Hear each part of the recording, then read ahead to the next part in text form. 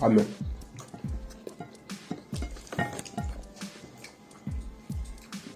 Really now. Nyakekebe. A sauce. Mujana iba we action na ina. Bueno. Irun me yan na jo sabwa. Edokpa no le point si me wana. All the name of who yan le I me. Yeah here. Go imagine oro oge. Iba we tell na yi. Ba yoko. Bí wà yìí náà nà manage yà lè báyìí náà. Àwọn ikú kí ni à? Ẹ̀yìn kẹ́ yà ká lé ní báyìí ọ̀run mi ni. Kò dáwọ́ sábọ̀ yà create okú. Náà create báyìí náà lè báyìí. Kò bí àyìn. Kò sábọ̀ yà create okú. Yà náà create bí náà yà gbìyànjú. Yọ̀gò bíà. Ọwọ́ kù ọ̀nà yà bí náà lè báyìí. Kọ̀ wẹ̀ tàn yé gbogbo ẹ̀ náà. Ìwé tàn yé mi wẹ̀ tààlà jà wọnú ni à. Ìwé okú odó okú kí ó pa ẹ̀ náà lè báyìí. Okú ọ̀mú báyìí tọ̀ yà lé ní báyìí. Cook back again, Yakama, where you should be careful of what you cook. I'll give you in lay. By our own way. Young way. I go out there. But we the other way enjoy it. I mean, we're not open. We're going to be like, we're going to me. I will lay. Why you breathe out on one ear? Shut up your mouth. You bought good way. Learn to take correction. When I correct you, when you take away or correct you and say, without automatic correction, if mistaken and how can I repeat it back here?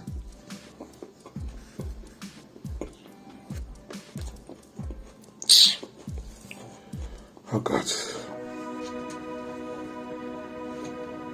Ave will be so wa my school ayawe ona mola dia mi bai na bi bie ka ni road ni amike na beg wa na one space must not for the area but what on nana mama egu boss no vex na see dey do me ya we no menti la wo wa no ya we bai kuna left na dey live so for na mad Mama, as it be like this, so as we just dey do and so we just dey enjoy ourselves. No heartbreak, no all those boys wahala. We no just need them. Yes, so mama, I really want. You hear boy, are you stupid? And I talk still on the breast. What did I worry you now? Call you, stand up. Stand up. Turn around. Don't say you useless.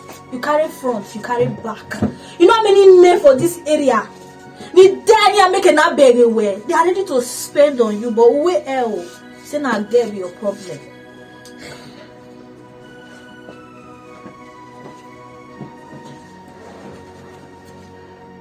Why? Where be no one?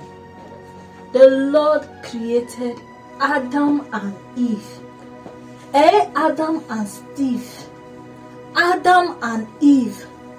Salubana created Inia the Eve. Inia. Then Inia say one way L.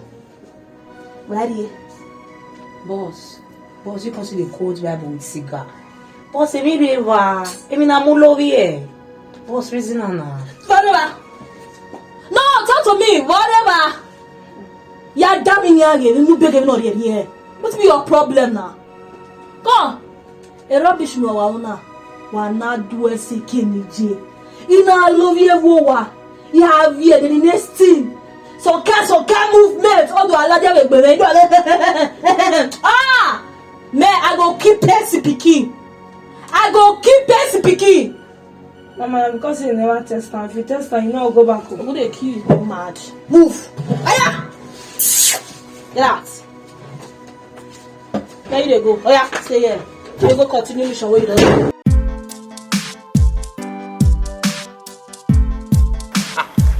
Obije. Hefe. Osas. Pẹ̀lẹ́. O ti se dia. Any kill my brother. O bi ari wo fe na. Ni we se la je ni gba le yin no wi. O da maladian ani on no wi. Oni o bi o gbe yi. Pẹ̀lẹ́. Yagije. O ti se dia. Ru wa. Wa ma ru wa ya ri wo so. Gaji. We no se we gije. O ye da mi we. Wo nu ri egbo ye. Man we bu ma no se were. O se na je veri o. Nada kan. You know me, as in money deposit, we're trying to time now. Wo nu ri egbo sumare. We're being sorry. I was there now anyway. You were we are him. If we are no man, we are me. Larry, I beg, don't make me vessel. Don't make me vessel. Oni me. You woman, yeah. We ro vi men already. Nu ya te me we ani. Me we. Only say, maybe they calm down. E bo ke we gbe. Millions. I want to I know. baby we. No, okay, no matter. Actually, trying to be in Woodson. When Obie avant, quelqu'un qui est route, et on a yaré au show. Il est là, mais mécanique. Il m'a dit, on y est car. On a dit, ma belle. We are toi, mais on a all les gens là. Héroï. So, on a dit, ok, nana miege, imiege. So, comment vous venez de voir, walking hour. Oh, wa here to heke until it just 7, 8, 9, 10. It beg a video, no heke ya see. And I know stand on we are me beg out of me video. They give you more money. Oh my, you understand when we are going on. Mommy know you explain my nana. You understand. AJ. Oh, see my nigga toilets. Oh, we bed there we are where. Toilets we bed. Birthday party me didn't know how I swear. Never saw. I'm up on Benin take big. When it's a fool. When it's a fool. The club in no rare. Whatever. How we. Toilets we bed. Mami agbadia. When me agbadia. Oh, there we were. We're having last no cake garage. What garage? We been no garage. You are no show. Here, Rick back. Here, I keg. I do we very hookuna. My guy. My guy. Go where you hookuna, eh? Waga here, ida ulwe agency no agency ne o gbe pampas do ma gbe pampas do we like ogo ni sani na so yo do we like on so won e be no here ya that it all less my way it all less again it all less again no o da me o jai ma kwada o go jai gele lawe ni atai devi ne it all less again no we me wo siri were pipi ala to no wa tele we ege lo risha uno na yari ama iyan ka sun me mo ge yan na aka mu fefe ga won gbogbe ga bi aja obi agbe kian oni le ma o re me kitana ni already tan already efe o fi ezore ya wo ibede ore no ibe no problem we ga kian ibu de merie nu we okay no wa o me go me de condom wa ya o wa se wa nu de condom no we wa le condom o do gbe vaccine yo onisani here ibalo egbe boloko ebun understand that itama we toilet game no what ma I don't leave you after the birthday ekita ove get we test give here only the man this way ma be na we ya ma be kesi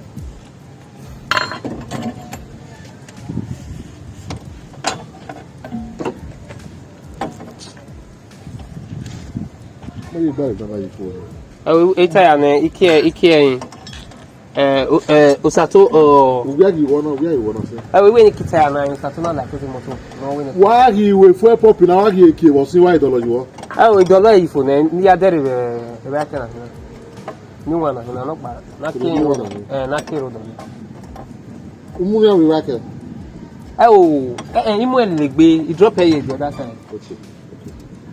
Direct pressure one. Direct pressure. Fine. Okay, you know my ọ̀nà náà gbà lọ́sọ̀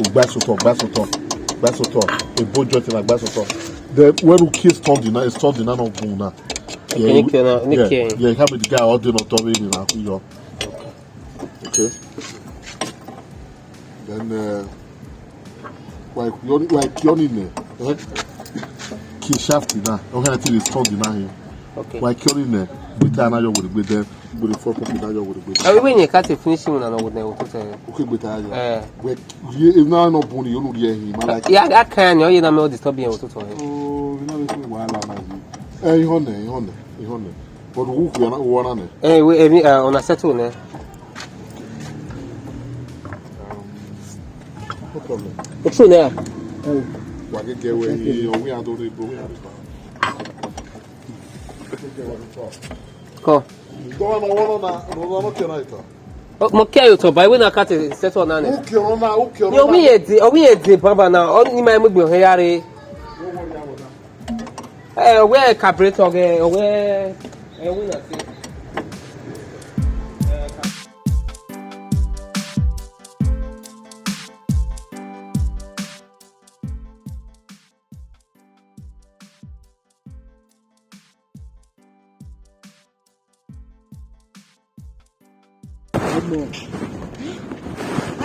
How far? Hello. How you been now?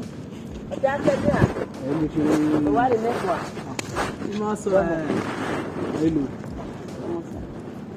It's only me way. So, baby. Yeah. And then I think I will do Oh, you know, my own power. Please excuse us. Just a little. Toge. Toge. Do you know okay? Wa. O ma be we kwa mutia. O ko be kwa re from nowhere. O ba to rie we won bore. We e te oni emi o. Na re o. E we wicked ya. Eh? E o le gbo we kwa je. O ku wa lo na ya fu ma mi opia. Ana mi e we e gba fi we. E wa be to agun me drag. Eh? E we re we ke gba. Mother. Eh. Hey, Kabuya. Do you know love way? It is work back. Right. Even you old ya, what way? We came in where? Oh, Mudane. We all need Tana. Oh, most toast to we are. Abu of toast me. Who are available with? What to see me? When they look me, if what are Only me. who are me and me? You can't go. I am being ready now. Oh, my way, Mutia. This is not done. But able. Me no ba we bo o we me na to see. Aso abi ava. Egbe na do boss ni. Nwe we. Iya ele we dey o. Iwan yo ni. Awa yo ya ta. Eru egba wo wo re gbe. Benu gweta wunu na. We fe benu gweta wunu na. I say, calm down. Who was it? Go wa go we What's me. your sorry na? How? Ko we mi ya. Who can say to me me vacuum? Who mo mu de wa ti e? He went to have got and it's private. Dey really gweta mana. How? Wa mana gweta. Who forget it? Yakpa. Wa Let's wa go. of your work here. Where you are now you are. You not sure. Again when you go now dismiss. To. Gay. Atimu to aketa. Say we give me boy, dem when you want na say ba me. You know ya agun egun ite to mo ko se. Iwo bi wa o. Di go le wa. Yakpa.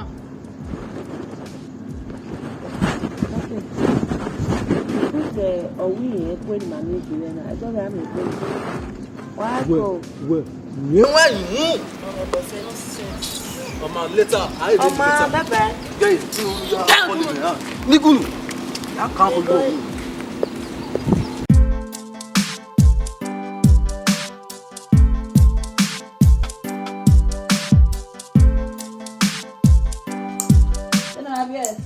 Boss. I'm not getting pages, no bill. Boss. Yeah, I must have rule. They are on points. Yes. Yeah, most are. They're not the whole boss. They are all on point. How? Boss, it's just 20 of them. When we hear you where you are saying, Just 20 clients. Every can get some. yes. Right, no problem. Get more drugs. I'm making an answer our guests and clients. Boss. Who could they kill you? Boss, good. What about what you? You want use me tell them? Boss, I'm not saying very well. Forgive me. Don't try that rough play, girl. What's your job? I'm ready. Is my boss there?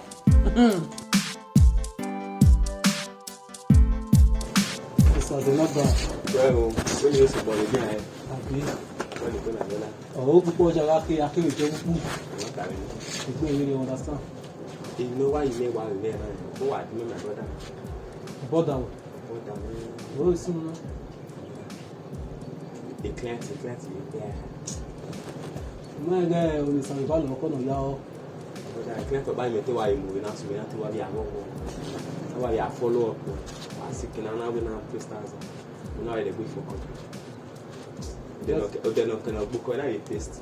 When I am That's what they are doing. Understand? we go go one na brother. You can now marry and I move for. Ana mufa na. Me mai me mufa me wa mufa. Almost. Oh man, dear. The other guess one and me call normal I can 001. The other guy where one understand. Okay. Man, I'm a believer. Okay, but Come on. Èmi ló wà tá màmí. Ìjájí go e university you know. When I win a wa je na mi ya fi wo ne. Ai wa lo ẹ̀wọ̀n. Ẹ̀wọ̀n yi wa ya we ni na. Èmi wá ṣe tí à ń dò náà, èmi ṣe ní wà náà. Wọ́n pa ẹ̀ ti lè sọ fún mi. Abẹ́ mi. Èmi ọ̀sẹ̀ ìwọ ṣàṣọyá bẹ̀rẹ̀. You understand the way Noya perform there now. As in, he give you listen, he make me. Why? Oh, when you give me a date, always found up by a amiable. Why call it before a pick a call? Why call it where we are busy? Why call it when we are busy? If you are not back, oh, you're busy. He make me, my, I got it, mamma. When Osas. You So that èmi ló working at taking out. any money way. He's always busy. All the time. All the time. Boy, emo after out now. You win your women now. When you got G now, you win your women. You we marry about what professor love me. He love me. But now he doesn't have time for me anymore. Yeah, he feel go really well. I don't even get him at all. No get matter. No get one now. No give me o. Ẹni tí mi ń kú. Mary on the way. Ìyá mi ń kú. Ra. Lo ya we mo na ke wo. Boya you have a girlfriend. Èyí tama wo na. Ìmẹ́ mi. Why is he distancing himself from me? I don't understand. I don't know. Man, why they one or two things? Why they pass through the I understand. You know why you make a boy go where? You go make webu. No know it. Don't make it na offend they don't mind when they no come here. What give me why you we Come on. Italevere ma so wa da lo mi. How you have to code. Oma ekeni ye meri na ya no e. De mo ge kan de ne kan ne no gun me. Mama, hey. Wa se wa ni. Ulu enwa. Ulu da we ogo aya le gisi gan. O ni ta na. Emi ya je zo ira ibalegbe yawo. Ulu da wo do mi. Abo we zo na. Ayo iwa do na. Akowa mi yi ku ke iwa do na. Mama e marry obe na my marry ne. O fi gori e. Oma ya se kinoji. Why see? Oye gun me ye gbegun awaye mi gbe o. Mama no wala. All right.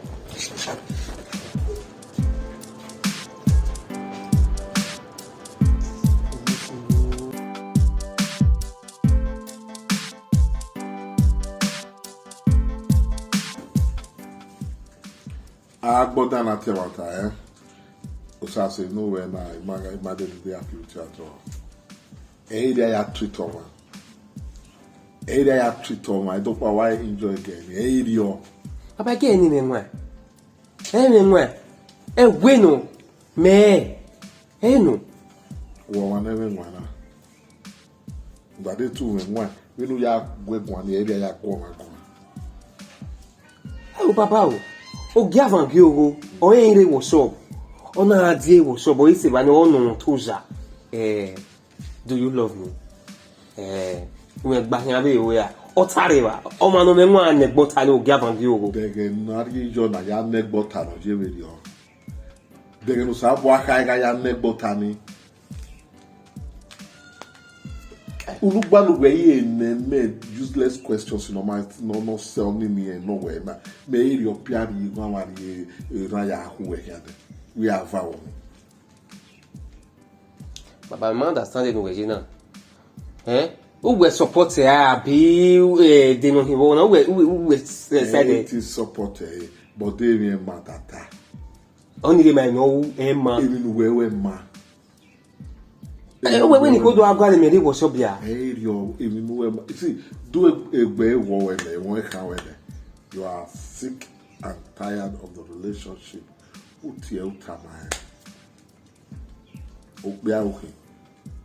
make up in my utama where every way can we are making I know you. Abayone. Baba, I when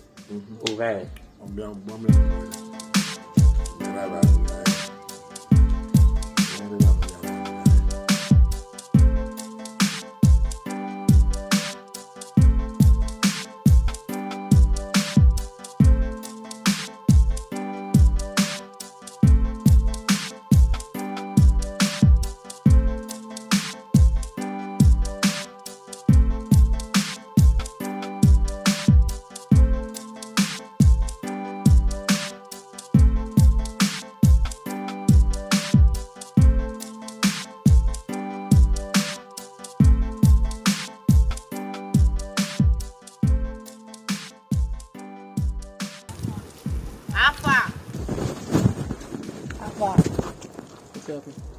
My boss wants to see you. Your boss wants to see me. See, I don't get that time. If you see and I tired. I get where I go. So you understand? I said my boss wants to see you. Say you tired. Where you tired go? How far? How far? My boss wants to see you.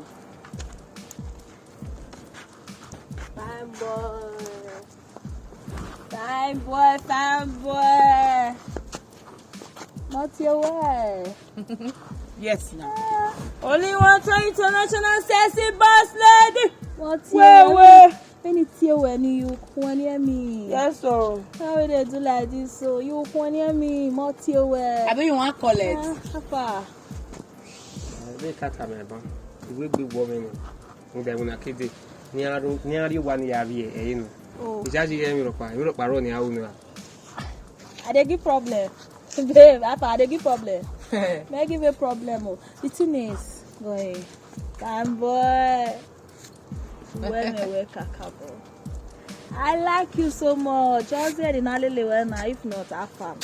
No man now. So this is what I want you to do for me. Exactly. Listen. Ulele where are you? Then you dive into my ocean. Area one. For free. Uwasa. He said you not go pay. Because me don't like you, they normal. We only gonna pay. Yeah, we cannot beg there.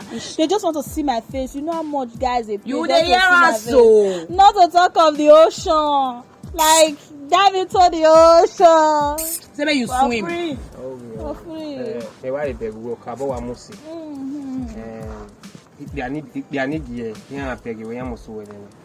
So kwa imagine na me digba so we gbe ma ona mi ege ya go ho ya ruwa abi ya get child abuse so we don't boss so awe ne yeah fa no de we hia na na gas we ya we ya we one or two but nya na ogun wan ti awe na ya gun ya understand.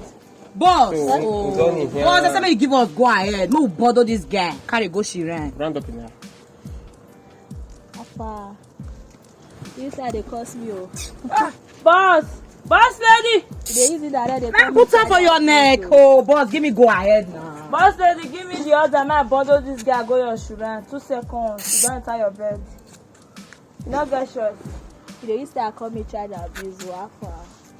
Go ahead, then in now oh, you love it to me so. Yes, now. You love it so. For the brick water, so. So your love. After you reach to talk to me, go. You know, reach now. Talk to me anyhow. See, the day when my love for you go expire, you go hate me. Oh, I say I love you, so you play the game well. How you want me to do you now? Okay. Thank you. I'll go think about your love. I feel go now. No. I'll go think Now, girls think about love. I won't go think about your love because when I become life, if I game and I hear friend any girl, or no can, or no yam leg. So on your guy bargain, so in me beg we came with the he begs to understand. So also now we here we there will be a bargain. Now my boss, you they talk to sexy golden queen. Yes, now the queen of bad matters. Now you they talk to like this. Leave I may go think in life of 2 days. Boss, give me go ahead, make I bundle this guy. No, free that guy. My boss, so it's not my boss. I thought. So No, no, your love, it did. No, So see, if you want to make your love there, you see these two mosquitoes when they carry for the body. I said,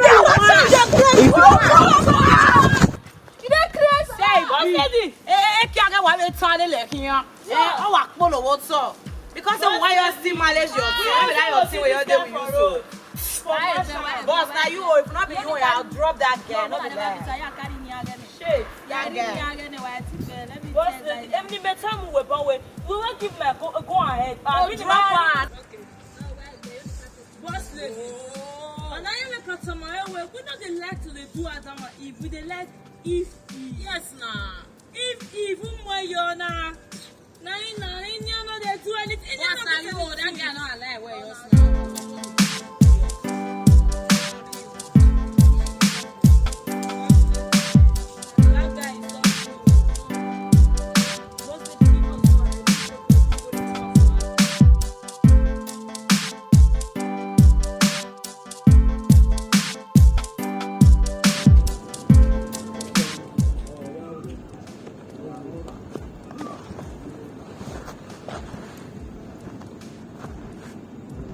Osas.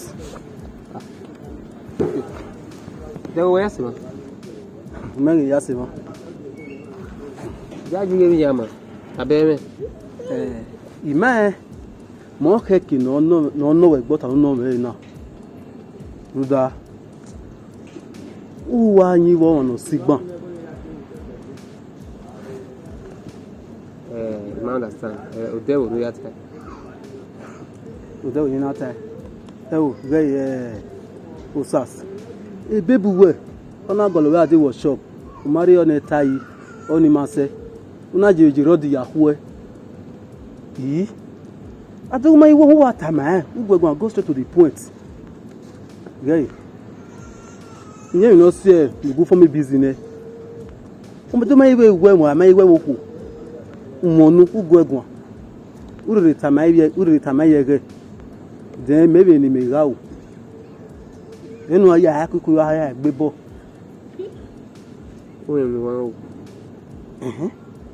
Give me here. Uhiya di eze igba here. Even Uweji. Ruda. Ope ma yebo moko si. Ope ani no ni de ga siva. O de lawa. Sharp. Na fi gunji. Efi. You know so no de.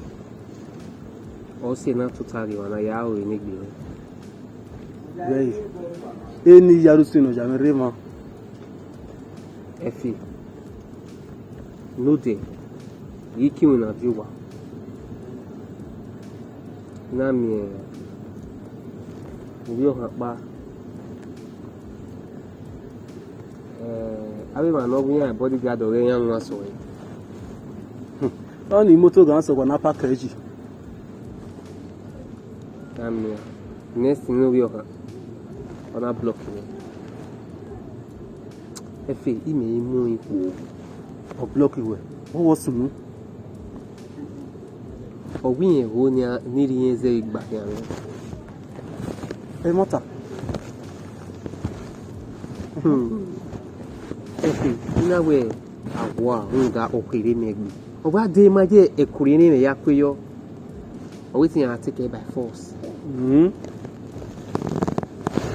Obi agwa I'm no mame. Ni wa ko wa agree. Again ya need me. Ni wa give him. O we di makwe yo be the oni. O wetin here by force. Oni no okuku tama. Gugun egun sas. Aji kuri do logo ama wa aji gbina hian. Aji gbina hian. O si emi na obi o kan. O e tun wa gay. Obi abi mi ni. We see me ani me who. We believe me now. Trust me. We got me ni yeah, no. I did by force. I did to get. This is fucking. You know me. The we get no. The we get no. We was be there. Yeah, we know any. Ona we gun we gban with no ma keke. Igbogbo ma wari. Omo na ye gbese ran there up. He set any boss. He badaless e wa. What have you only get? Wa ati gume we be oni hu da u pa egba fa ne iya na e block me. Iku. There would there imuna ni me wa mo ojige imuna na ime mana free never memo e mo ku maka me. Ya ni awu ni a. Ya ni awu. O de na ya ka like bira ne.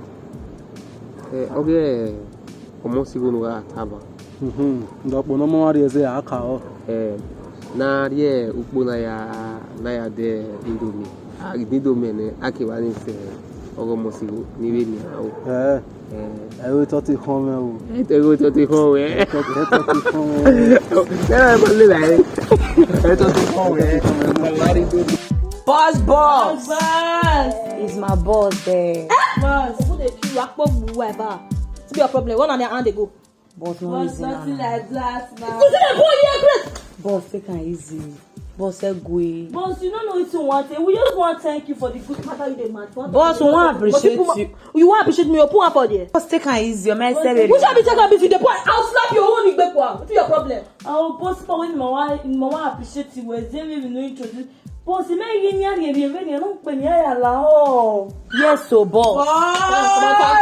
Boss, me no know say prick sweet like this, boss. Baby never. Boss, as the enter, he dey put am. As boss, I see the feed the horse. Now me you call them mumu myself. They follow this one. We know they watching now. That pony son. Who are them here? Yeah, tell we where was put in the boss. I collect something. Where me river? Hey. I'm here in a teaching you. There's no attitude that you cannot change. As long as you're ready, you change it. Boss, somebody they shook him at the pain. You know, we press button. Hey, salute. Boss, as we say, we know stick. If at all, you know, say this thing is sweet like this. You for people make the call report. Yes, nah. No. Go they do what they carry sleep when not see the sweet. Yes. On your power, no. Every laugh way, nothing. Salute. Okay. Thanks to the Lord who deserves all the glory at the end of the day. Baba Saloba, well, who attended me and were even on the air. Boss, all thanks to you. Yes, so a advice you wrong. Operenina. What taste Adam in boss. What beg you in near the boss, mega damage. Emi never prick sweet to boss. Erika, nyana we Adam and Eve, iyari ampo. He showed me ampo ni yari na na magag motami ma. No be lie. Now make that the boss the quote Bible for us. So yes, break all this bring smoke. Good as you don't feel it, but see that in here so inside in here. Another in here day inside. Baka. We be dangerous zone. Boss don't drop her. And that part so that me want to teach you now. Quotes. No, we need to quote. Men math. That kind of thing because we need to know the footsteps. We want to take. See, you see that in here level so. Yes. At the end of the day, now can they follow different type of food. But babe, how far? Where give me a rock bar? Not let any Indian person put hand on top of you. Now be boss. Now you suppose to control India. say if you want carry near, not carry near where you love. Carry near where love you, so that you feel control am. If you tell her say Alpha in here move left, you go move left. If you say in here move right, you go move right. It's clear, boss. No go carry near where go control you. It's clear, boss. At the end of the day, I beg we win here. If you too take 1 month. After 1 month, you tell her say Alpha in here day your lane. Now to move into another in here. Because if you got a form love, oh baby I die, go use you play ball. Boss is my boss there. Yes. Only one boss. If time don't reach like me so, I say, now 1 or 2 I draw. Normally, person gonna call you mama. Person gonna call you mommy. Yo. So I drop 2. I don't drop 2 finish me enter street again. Now go the form love, oh, go the fan, Lord of the Rings. You see that thing, so it go crash last. Repeat after me. Inside that inya, another inya dey inside. Inside that inya, another inya dey inside. Hey, inside that inya, hey, boss.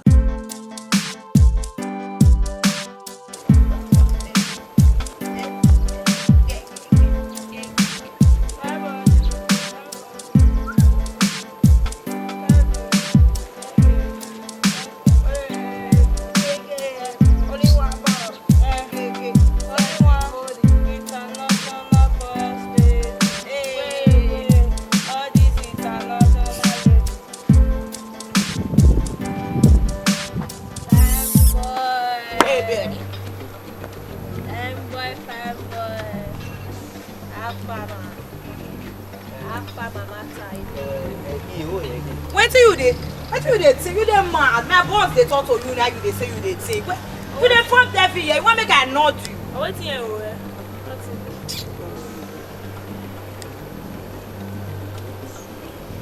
Where? Alpha.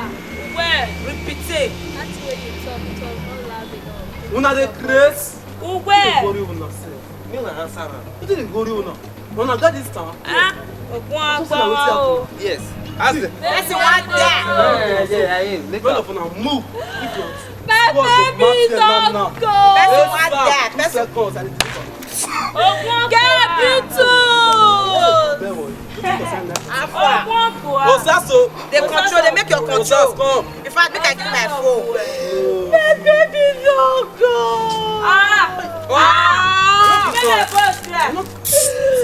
Alpha.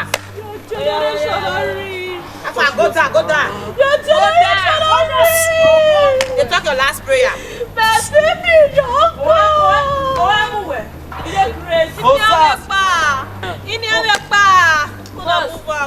Boss, bring the go. To the world. Alpha, follow me. They control the Love of my life. about you. So, now what am I adding more?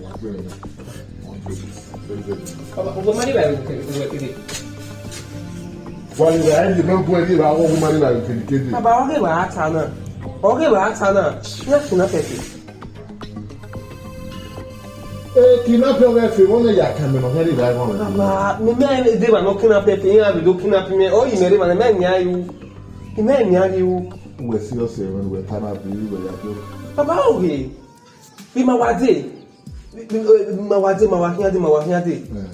I mean, a naso.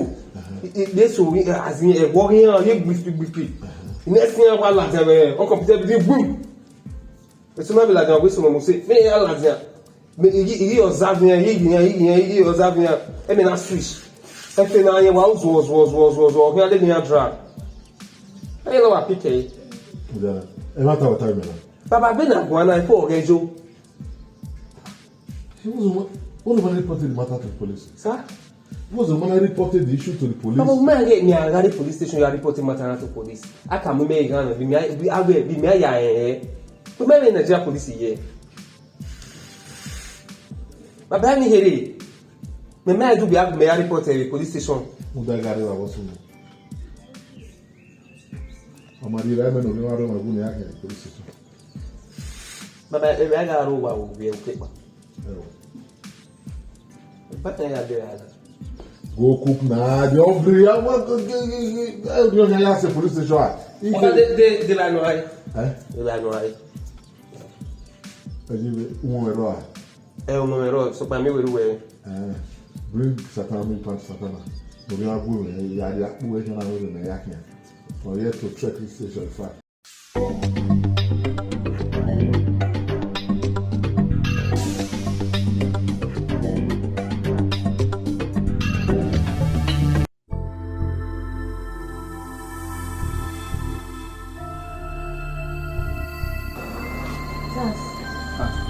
What's going on? I say boa. What is it? What about what? You don't mean when now. Sona. I'm here where we I'm here where Vafa. Na ile ye we asona na wa be kiun na re na we do me we. Za je era ju en ko bi. Ya e mo ma hin. What am you doing? You dey back here na. You dey da se. Oh. Martin do. I go. You go ready. Where fit? Yala wana. Uwa. Uwa. Uwa. Uwa mala wana me we kere ya dina.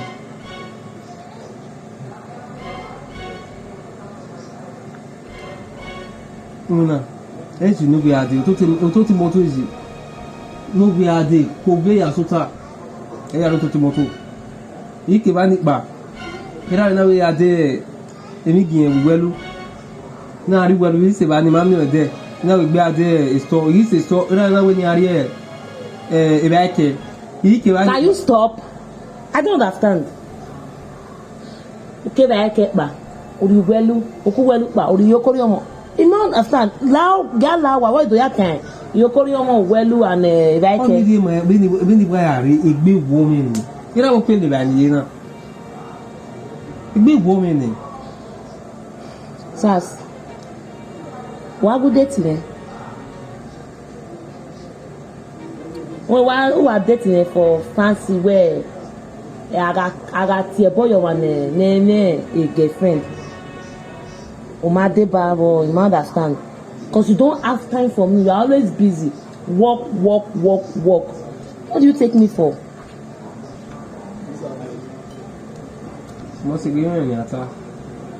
But for now, my concentration is that mechanic work I'm learning. 5 years later, I'm going to work.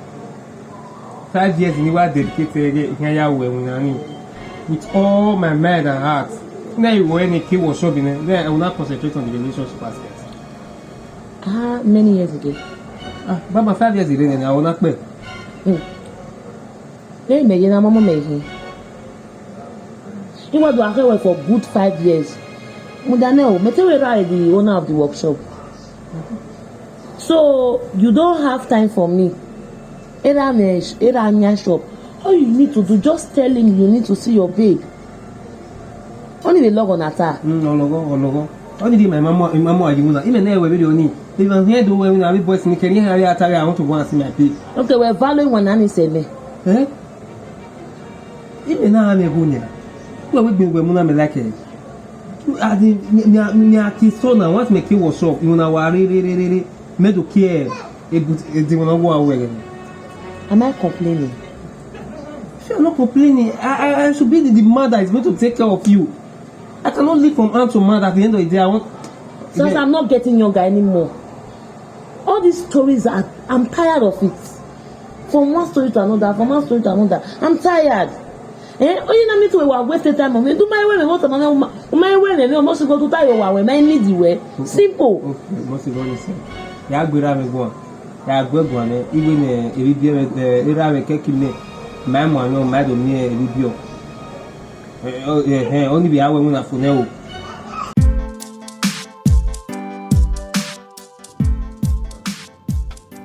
Osas Vbe Ogieva. Let them go. Come. Now, we well rag no for rag. No.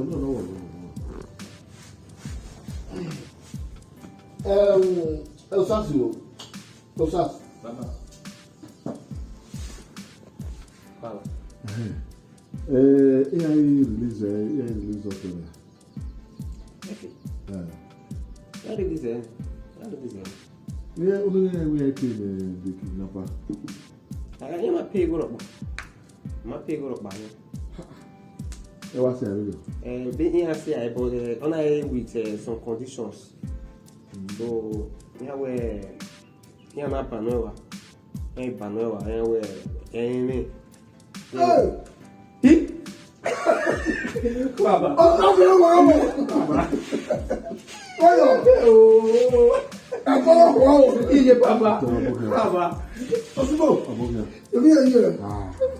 We have a video. Baba ka kali tama no kiri ati. Egbe wa bo ni ta ni me.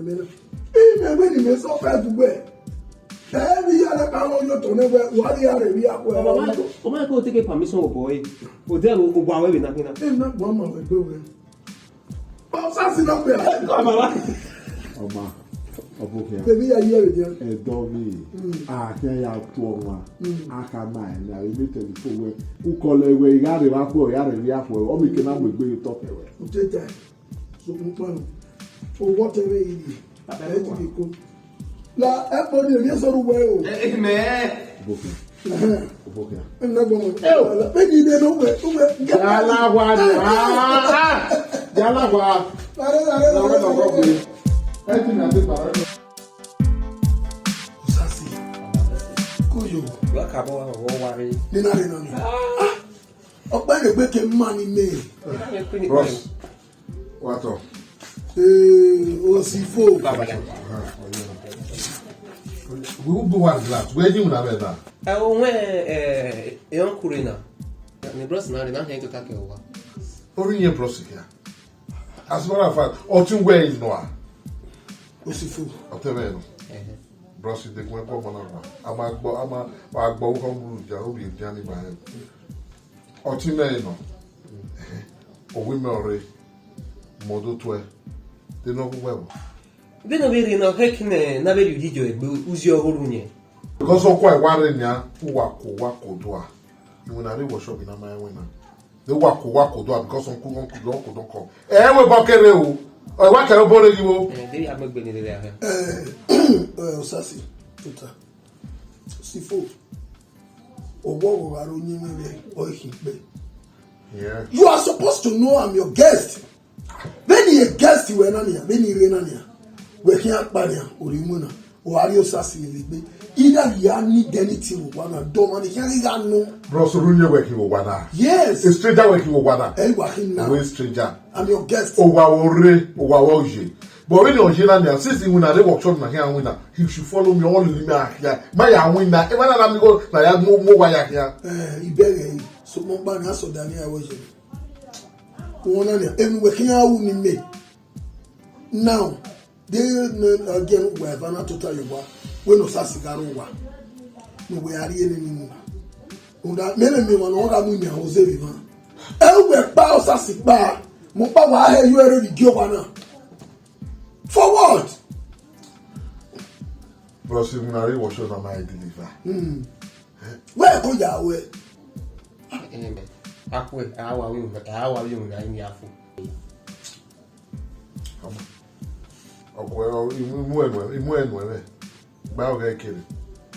Now, or we are by me, turn one and turn it upside down. Aba we me kaje ni. You want to turn it upside down.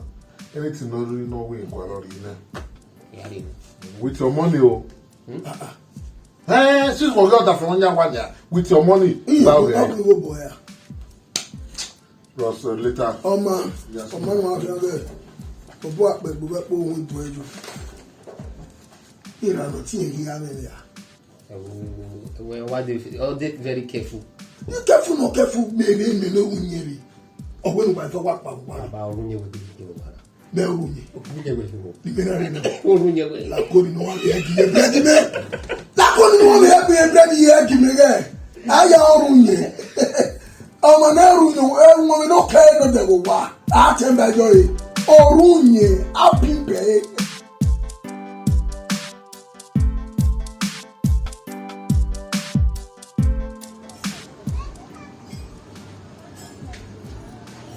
Domo, sir. What's up, baby? What you? Why you say I'm sir? What come? What were you here? Aro, I told you to What was it you? Where you there now? You're Baba. Egbe wo? Sir, Egbe we mane. Egbe ma Baba, you come me. Pa, Osas. Osas. Na do dia sebo. E mo pa we battery we run down my fuel pump here with 40 might start the other on the battery down. You know go check it. So me on say you we I go to move what to do mu. Iskina pa. Pa. O to mo mo tun me mu. Ìgbà tí go Osas Vbe Ogieva. Ma arrest me. Mo go ege Osas, you always money. Sati ba le. Osas. Everywhere go na. Now because I ask you question, no, we don't land no water. Also not to move about it, man. Why you prefer your run only? Everywhere Canada on go. Or we make all the human that kidnap away. Oh, Nepa. Who will me kuno getting yeah. I'm not joking. Yeah, to Daniel. To Daniel. If I do my Daniel, we watana or now we. No, they tell police one with them up there. We don't want to tell you. You don't want to let them work. You know, go be seru. If we must soon, when we are soon, we are tired. They will go away. Osas Vbe Ogieva is like kidnapper. They'll go and frame your kidnapping. Abi, he's going to get back to my car. Oma, who will meet me here? Due to where we will get tired. na joke you dey. Oma, no wala. Do we when I'm going to soon? Osas Vbe Ogieva. Guy, what to say to them again? Guy, what to say to them? If I remember, you're not by what? I bear up, man. And you never care like that. I'm a big bottle. I do what you big bottle. What you do? What you want me on for? I'll read this bottle for your head, though. Epa, no way we need it now. You can't suffer with you come and when you sorry. Now, who give us? My dear, 80 days Osas. Osas is not my wife. Even now, we don't want to swim now. Get what we end the man. Get what can we hear from my own. Don't go put yourself a problem. If police see anything kidnapping, they go. Now you don't fair arrest you. You want broad boy. I say no more. Oh, mama, now give us Me, I was saying Osas Vbe Ogieva. Yes, Osas Vbe Ogieva. That is saying. Only you know. If I get by Boca area, No, I can make it as a lamb well. What will we make? Osas Vbe Ogieva, or the paper, you guys, they don't come kidnap you. I don't know if I'll ring this bottle for her, Joshua. No, okay, that will get for one more. I never want more. Soon, where then I will know. So you know what I will do? What we make? Osas Vbe Ogieva. Osas Vbe Ogieva go join your kidnapping. Baba, what do you? Gay, one more. A con or a Greek gelino. My more dofo. Baba. Better was a funny Aida. Aida. Me are the person. Hello, I'm a palm baby. Me marry the dear here in and the daddy brand. In the alley. No. When I want to here to walk. And I lay here, you know. Only the alcohol one. About what say? Where do you get there? Oh. Osas. I will Fanta, many that Pessy, or ever when we have your banner. We came our men, no for me. Who will be a beauty? Who will be a binicalo, Oji? Women not walking. Well, we Fanta Bawadin, we can hear me a lalloman of us. Here, my wagger, sugar, or the lay where be a woman. To my blame me when like when I was sure be said, don't very near me. No, we had aja. A little when you depart like a only like Bohia. Now, so I do my one, I did a beer palon on my Viviana. Joint. I cannot see me. In here can I be a parody? We may didn't see. In can you see? Wow. Ok. Voici Nassia. Ici, c'est gars. Basically, where smokers are liable to die young. Oh, we manage on already 80 years no see cigar or yaro. Only when we cigar maker, me see cigar. Where's the cigar? My very okay. Igbo. When I say Igbo, Igbo. We go very far. Go very have POP no outdoor. Where's the money? Era mi akwe mi emege isigban. E dey kan pe me mo re. Oni ruwe. Da e na so no do we na we go shop man. Iya na mi era na mi yan sigban. Baba, e dey yen la wo shop se. E agreement na agbe. Era iye ni we ni o da gbon mi. Ugwe bi yen ko gbori. Eru we kan yan o ma mi be na ya sigban e. Era mi. Yes. Eru wo ma mi be na ya sigban e. Only the man where a girlfriend now. Your girlfriend of Okpa. Women of boom. Okpa can. Okpa can women use as. Oh, you're satisfied where one knock. I worry. But so marry wife for me or you wa. So where woman is now? Oh, Pani, get your own, maybe I did the week yourself. Era wa, move on walk with you, Babulu. Whoa! Babulu will walk with you. Again, now, I am meeting the day. Understand?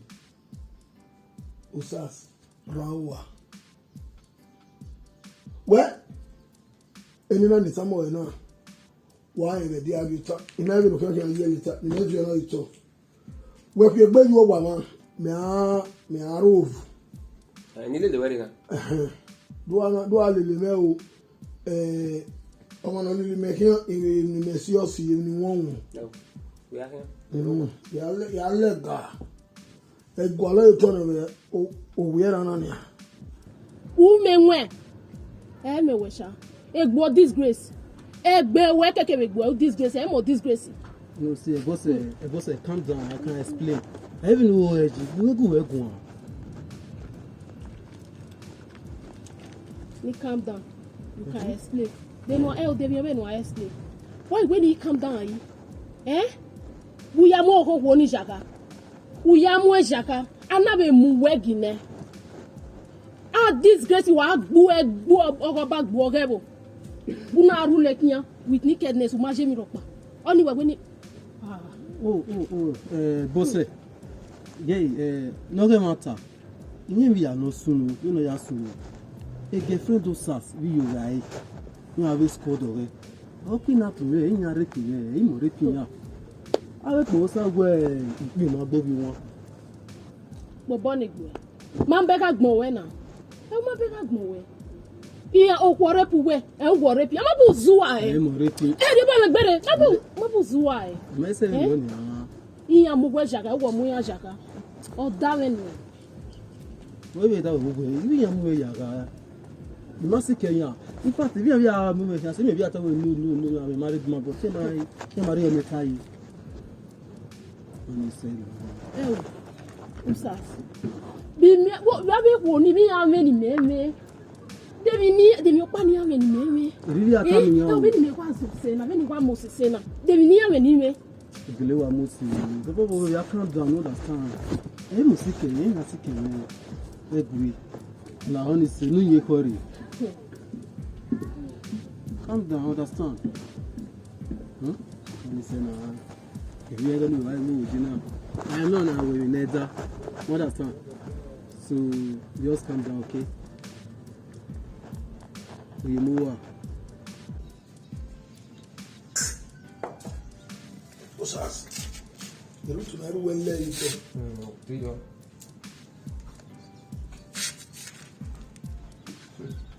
Go. Osas, you know, Panatama, review you know. Osas, if you have all. We don't know why you go as a second marriage where or one of Sisica, Rano Sigbo, Ogiana Mia. Only the way I'm away. We don't have a Ogiana Mia. Only the amount you make here. How do what is it now? Osas Vbe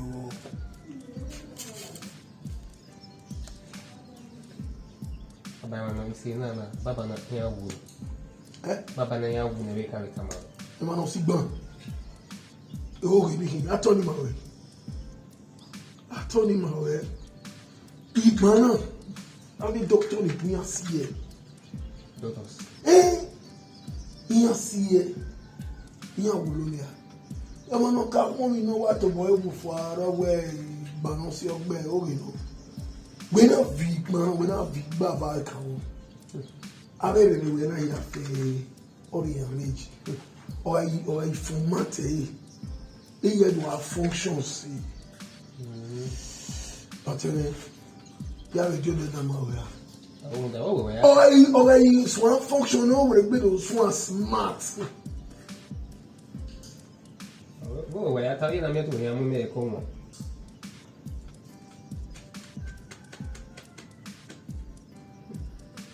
Me are aware. Everywhere may be here. Yama aware. If no jabo, that is all the reasons. You may tell me now. Where if you want to give a little bit of smart here, you will let her anything when I need to do by one way. When I ye, we keep by one when I come while I cannot do ye. Little way, I say, see when I.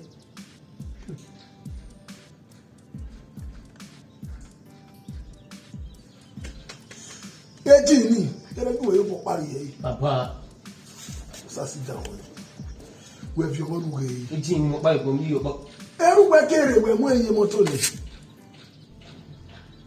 E wo mudia ni eru ya we ni. What? Gbe mudia. Wa lo wa ni.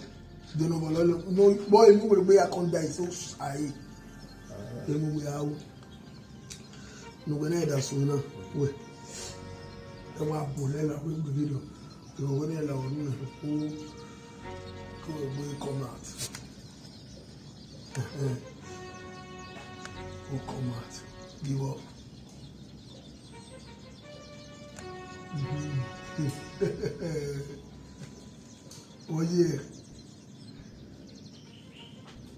oye la parini ebu we be yi we kata si eriera kai eriera we yan gbon wa eriera we agubo lei eske na hin na do re diana e ya si me fu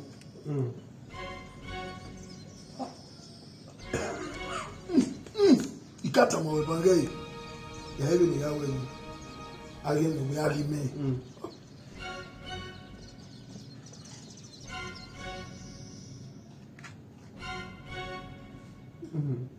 Gbemi pa nyon, gbemi ton. Gbeton. Gbemi ya wa, ton we gbemi ya wa. Iye wa fún mati abe mi tan re gbuwe ni oye gbuwe ton. Iga ero wa. Afroba ro wa, Afroba. But ba ya yo tara Indomie. Ino re wa ni magira Afroba ni na we ni ya Afroba ni. Wa lu de tu ro baba. Ko de tu ro baba. Violon.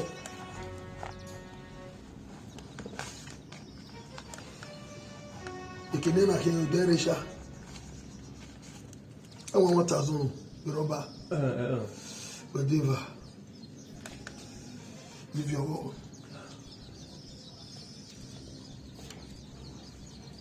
Are you see? Oh, na enugbe misikere ni ade nerugbe magugbe na. Onyo fi me gbi me ba ton ya. Eno ya ton ni do sawo wewe na. Ipiwe ya. Erugbe na odo muye. We are giving ogoro yi oye bi boka. Do ade ni diary.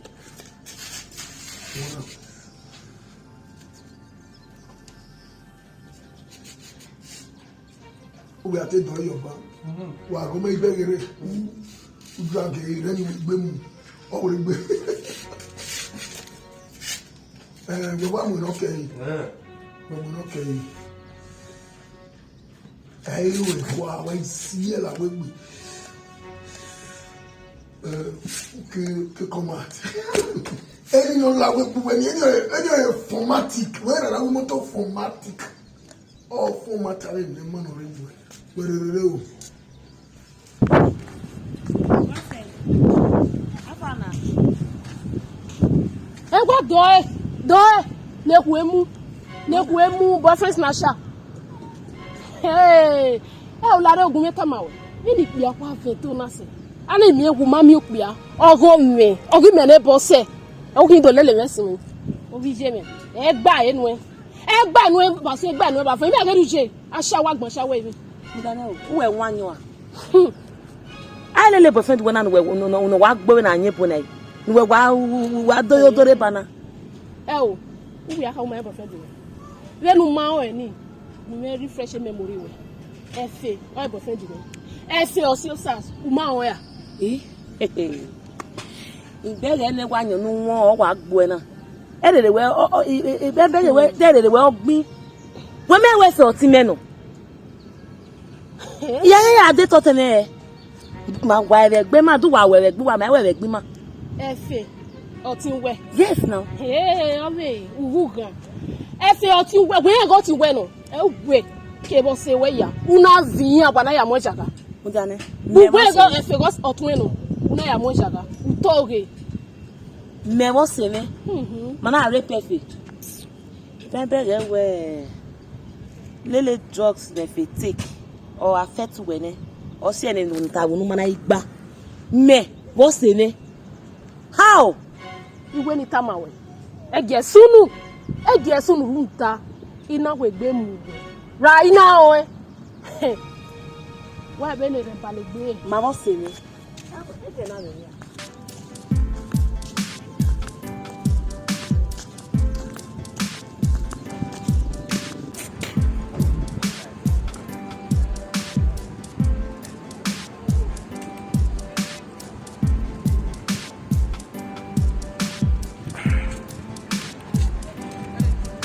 Mama, good evening, ma.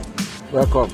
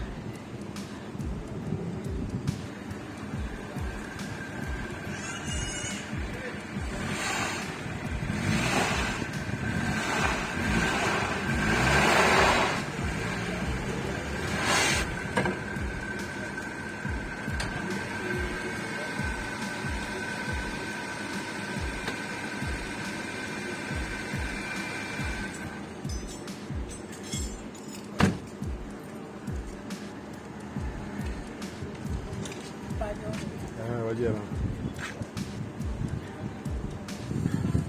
If I were a mechanic in the Man, overtaking. if I do with my boss must see. Eh? I said maybe do with my boss must see. Tell your boss, say, mechanic workshop, Agina. Tama, we know you working, and we are there. Come on, no log motor. My mom understand the way. I see me see this old man. I say my mama wants to talk to you. Say my go meet her. Tell your mama, say, oh, where I is here, na. Tell mama, we don't do you work here, man.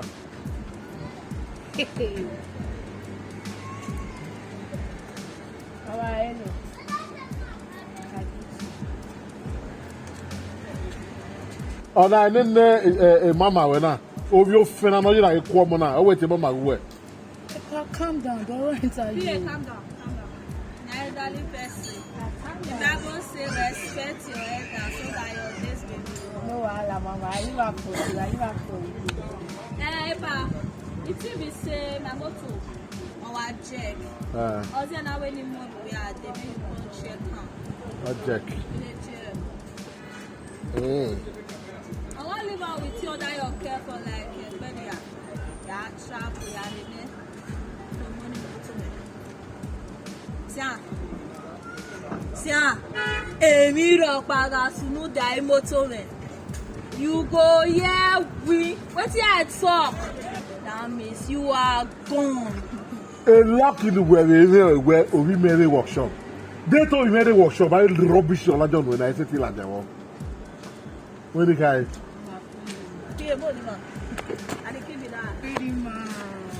Èmi rò para sunu da motor men. La madam, don't get me. No, don't sign. When you Epa, listen to me. Prepare the motor. No let anything happen to you. If anything happen to you, remove your leg.